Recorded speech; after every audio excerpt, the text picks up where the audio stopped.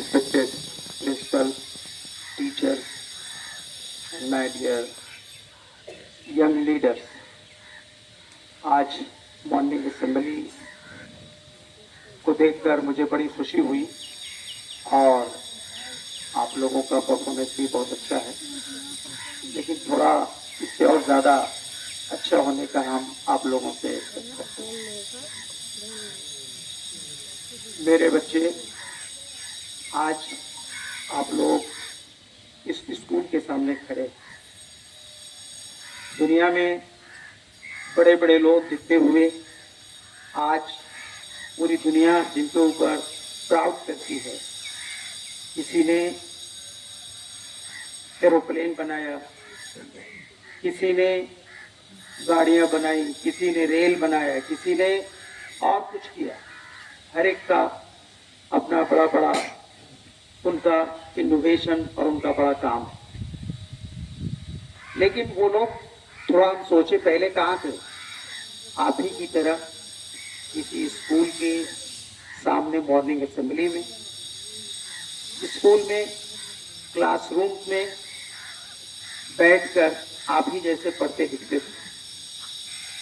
तब जाकर वो बड़े बड़े साइंटिस्ट, बड़े बड़े इंजीनियर, बड़े बड़े डॉक्टर और बड़े बड़े समाज के काम करने वाले बने। आप भी वही हो जहां वो लोग कल पहले थे। आपको भी वो सपने देखने चाहिए, आपको भी अपने अंदर वो ड्रीम सजाने चाहिए कि मुझे कल क्या बनना है, मुझे कल क्या करना है।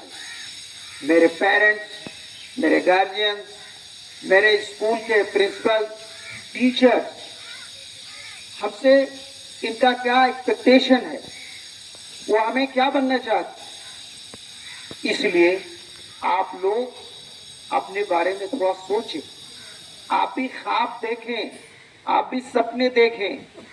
आपके गार्जियन ने, आपके पेरेंट्स ने आपके लिए सपने देखे हैं, इसलिए उन्होंने आपको यहाँ पे भेजा है और इस मरकज एकेडमी ग्वालपाड़ा को आपके लिए चॉइस किया है।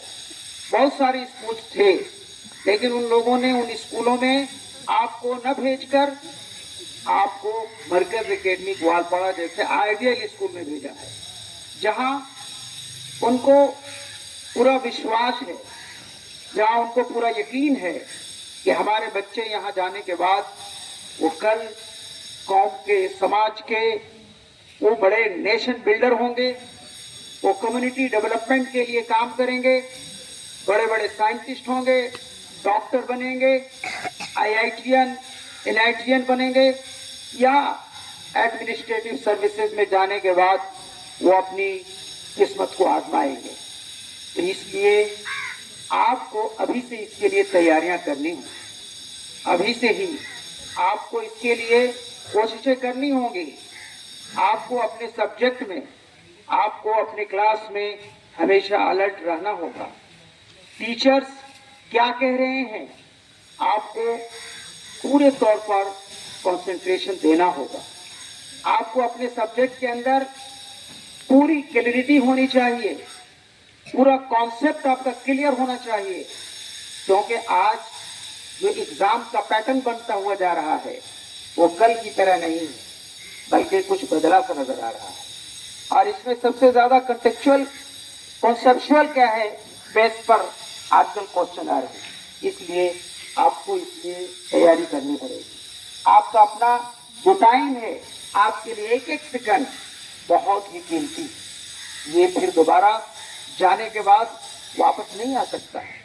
आप ये सोचें कि अच्छा ठीक है, ये मुझे समझ में नहीं आ रहा है, कल इसका कॉन्सेप्ट क्लियर कर लूंगा, कभी भी नहीं। आप आज ही को आज करना है, कल किसने देखा है, कल कभी नहीं आएगा। इसलिए आज ही जो भी आपके लिए बहुत ही टफ है या आपको कोई डाउट है, तो फौरन आपको अपने टीचर से मिल करके उस डाउट को क्लियर करना है। आपका पूरा कॉन्सेप्ट आपको समझना है, तब जाकर के आज के इस कॉम्पिटिटिव दुनिया के अंदर आप अपना पांव फैला सकते हैं। आप भी इसमें अपनी तकदीर बदल सकते हैं, अपनी किस्मत आजमा सकते हैं, अपने भाग्य को अच्छा बना सकते हैं।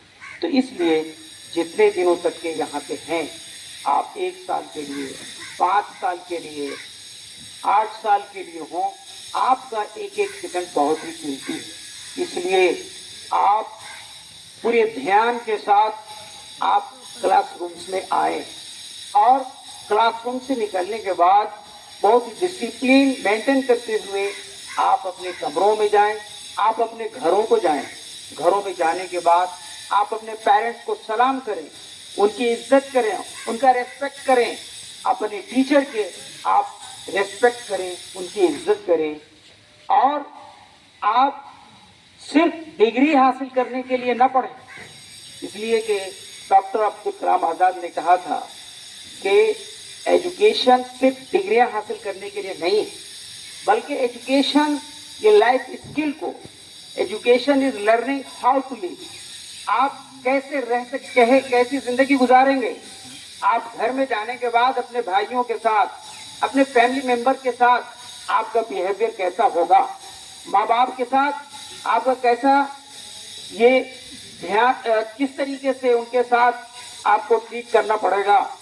आपका अपने क्लासरूम से निकलने के बाद, अपने कमरों में जाने के बाद जो आपके रूम के साथ रहने वाले हैं, उन लोगों के साथ आपका बिहेवियर कैसा हो, आपके कपड़े कैसे होंगे, आपके ये बेड वो कैसे होंगे, आपके ये बैग्स कहाँ पे रखे जाएंगे, बैग्स के अंदर आपके बुक्स, आपके नोटबुक्स कैसे रखे जाएंगे।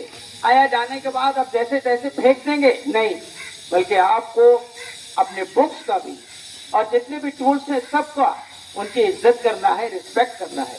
आपको अपने कमरों की सफाई करनी है। आप कमरों से निकलने के बाद आप नेचुरल काल के लिए वो आप जा सकते हैं बाथरूम के अंदर। बाथरूम से निकलने के बाद ऐसा ना हो कि कोई दूसरा जाने के बाद वो ये समझे कि ये कितना बड़ा वो अनसिविलाइज्ड था, बहुत ही अनकल्चर्ड था। नहीं, बल्कि जाने से बाद आप निकलने से पहले इस तरह से साफ करके जाएं कि कोई भी आएगा तो कहेगा नहीं बहुत ही साफ है, क्लीन है, और ये लड़का जो अभी गया है वो बहुत ही वो सभ्यता वाला है, वो बहुत ही सिविलाइज्ड है, कल्चर्ड है। तो ये सारी चीज़ों को हम लोग समझते हैं कि सिर्फ हम अच्छे कपड़े पहन लें, अच्छे ड्रेसेस खरीद लें, यही हमारे लिए बहुत बड़ी खूबी है और हमारी पर्सनालिटी को और हमारे शख्सियत को निखारने वाली है। नहीं, गलत बात है। बल्कि आप कमरे के अंदर कैसे रहते हैं ये चीज़ें भी देखी जाती हैं। आप बाथरूम में कैसे रहते हैं, आप किस तरीके से वहाँ से निकलते हैं, अपने साथियों के साथ किस तरीके से आप बिहेव करते हैं, आपके जुबान से, आपकी बातचीत से किसी को कोई कष्ट होता है, कोई दुख होता है, कोई नुकसान पहुंचता है, तकलीफ होती है, या आप अपने मीठे बोल से किसी को खुश कर सकते हैं, ये बहुत बड़ी चीज़ है। आप हमेशा आदत बनाएं कि हमारी जुबान से और हमारे किसी बॉडी के किसी अंग से किसी को कोई तकलीफ ना पहुंचे, हमारे व्यवहार से किसी को कोई तकलीफ ना पहुंचे, कोई दुख ना पहुंचे, बल्कि हम मिलजुल करके रहने की कोशिशें करें। अगर हमसे कमजोर कोई बच्चा है तो हम उसकी मदद कैसे कर सकते हैं, हम किस तरीके से एक छोटे बच्चे के साथ कैसे प्यार कर सकते हैं, उसको कैसे मोहब्बत से पेश आ सकते हैं। तो आप तमाम बच्चों के साथ अपने फैमिली मेंबर बन करके उनके साथ रहना सीखिए। ये भी हमारे एजुकेशन का एक बहुत बड़ा पार्ट है। तो फिर हम दोबारा आपसे यही उम्मीद करते हैं कि इंशाअल्लाह आप लोग बहुत बड़े बड़े लीडर बनेंगे, बड़े बड़े डॉक्टर्स बनेंगे, बड़े बड़े इंजीनियर बनेंगे।